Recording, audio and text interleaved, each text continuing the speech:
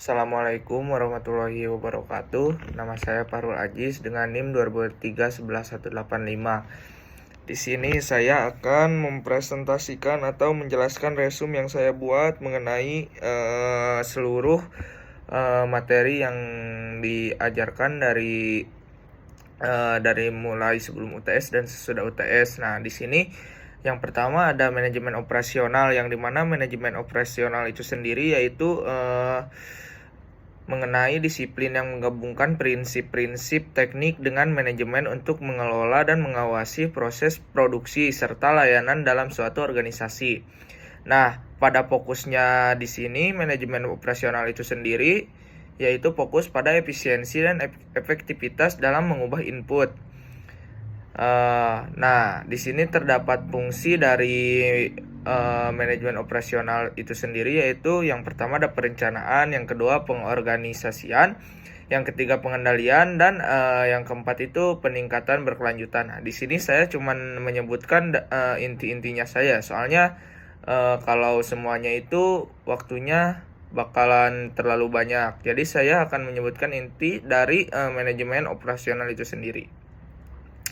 Nah, yang kedua itu ada ciri-ciri manajemen operasional. Nah, yang pertama ada transformasi input menjadi output, yang kedua keterlibatan dalam semua aspek produksi, yang ketiga penggunaan teknologi. Nah, tetapi dalam manajemen operasional itu sendiri terdapat tantangan yaitu adaptasi terhadap perubahan pasar, yang kedua pengelolaan sumber daya yang efisien. Nah, kalau di pengelolaan sumber daya yang efisien ini yaitu mengoptimalkan penggunaan sumber daya manusia, material, teknologi untuk mencapai hasil yang maksimal. Nah, selanjutnya ada manajemen staffing, yang dimana manajemen staffing itu sendiri adalah salah satu manajemen yang berkaitan dengan pengadaan, penempatan, pelatihan, dan pengembangan sumber daya manusia. Nah, proses ini bertujuan untuk memastikan bahwa setiap posisi dalam organisasi diisi oleh individu yang tepat, dengan keterampilan dan kemampuan yang sesuai dengan apa yang ditunjuk oleh kepala perusahaan. Nah, fungsi staffing itu sendiri yakni perencanaan sumber daya manusia, yang kedua itu ada rekrutmen, yang ketiga pelatihan dan pengembangan, yang keempat ada evaluasi kinerja. Nah, selanjutnya ada pentingnya staffing, yang dimana pentingnya staffing itu ada 3. Yang pertama memastikan bahwa setiap posisi diisi oleh individu yang kompeten. Yang kedua itu membantu organisasi beradaptasi. Dan yang ketiga mengurangi resiko kekurangan atau kelebihan staf. Nah, selanjutnya ada materi yang ketiga yakni manajemen organizing change. Nah, manajemen organizing change ini yaitu bisa disebut juga dengan manajemen perubahan, bertujuan untuk membantu individu, tim, dan organisasi beradaptasi dan perubahan yang diperlukan. Nah, di sini pentingnya manajemen organizing change itu ada 4, yakni manajemen organizing sangat penting karena membantu organisasi untuk beradaptasi dengan cepat, meningkatkan partisipan karyawan, menciptakan budaya organisasi yang lebih fleksibel. Nah, di sini terdapat strategi dalam manajemen organizing change, yang dimana menciptakan urgensi. Yang pertama, membangun visi yang jelas dan mengatasi hambatan. Selanjutnya, materi yang keempat ini adalah kendali dan komunikasi dalam manajemen, yang dimana pengertian dari kendali itu sendiri adalah kendali dan komunikasi merupakan dua elemen kata kunci dalam manajemen yang saling terkait dan berperan penting dalam mencapai tujuan organisasi. Keduanya membantu memastikan bahwa setiap anggota organisasi bekerja secara efektif dan efisien. Nah, fungsi dari kendali dan manajemen itu ada 3, yakni pengaturan perilaku, monitoring kinerja, pengambilan keputusan. Nah, di sini terdapat komunikasi dalam manajemen. Yang pertama ada penyampaian informasi, motivasi, pengaturan penghubungan, resolusi konflik. Selanjutnya ada hubungan antar kendali dan komunikasi, yang dimana kalau di sini itu mengutamakan komunikasi untuk menjelaskan tujuan kendali kepada anggota. Yang kedua, memastikan bahwa semua prosedur kendali dipahami dan diikuti oleh individu. Membangun saluran komunikasi yang terbuka sehingga umpan balik dapat diterima dan ditindaklanjuti.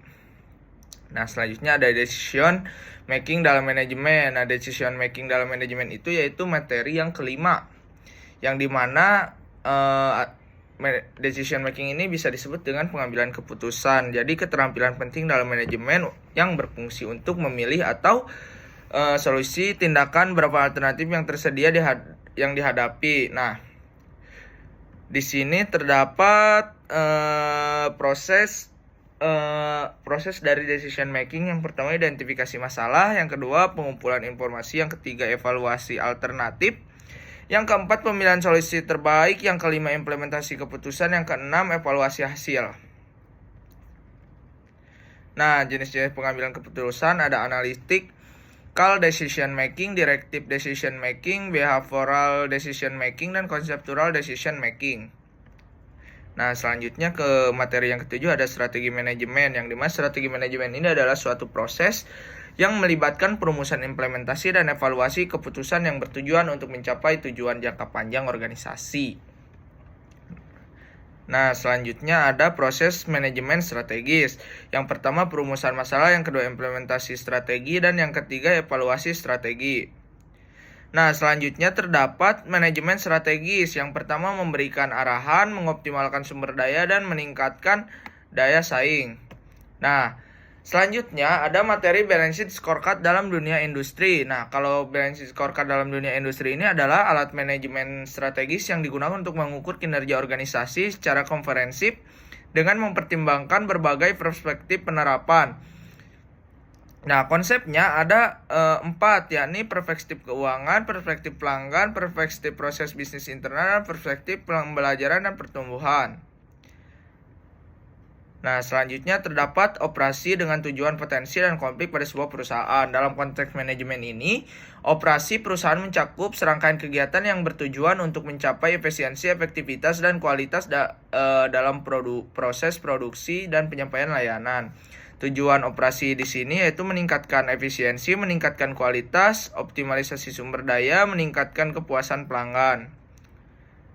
Selanjutnya terdapat pengetahuan tentang bisnis. Kalau ini tuh kita belajar tentang mengetahui apa itu bisnis. Nah, bisnis sendiri merupakan kegiatan yang melibatkan produksi dan penyediaan barang serta jasa untuk memenuhi kebutuhan dan keinginan konsumen dengan tujuan mendapatkan keuntungan. Jadi, pengetahuan bisnis itu tentang perjual beli barang atau jasa.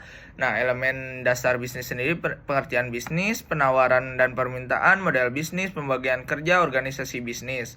Konsep bisnis itu bisa dibilang perencanaan yang mencakup ide-ide konkret yang memiliki komponen utama berupa strategi. Nah, kategori konsep bisnis itu ada 3, business to business, business to customer, customer to customer. Nah, etika bisnis. Nah, selanjutnya ada etika bisnis, yang dimana etika bisnis adalah seperangkat nilai dari norma menjadi pedoman bagi individu atau organisasi dalam menjalankan aktivitas bisnis, yang dimana menurut beberapa ahli etika bisnis itu bisa mencakup, kalau menurut Muslich, yaitu etika bisnis adalah pengetahuan tentang cara ideal pengaturan dan pengelolaan bisnis. Kalau menurut Bertens itu etika bisnis lebih luas dari ketentuan hukum menjadi standar yang lebih tinggi. Nah, prinsip bisnis itu ada otonomi.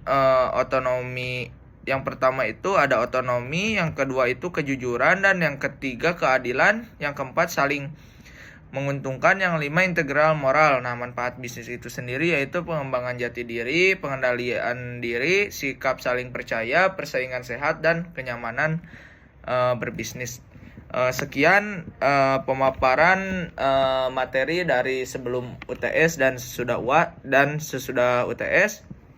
Mohon maaf bila ada kata yang kurang jelas atau kurang tepat. Mohon dimaafkan. Wabillahi taufiq wal hidayah. Wassalamualaikum warahmatullahi wabarakatuh. Terima kasih.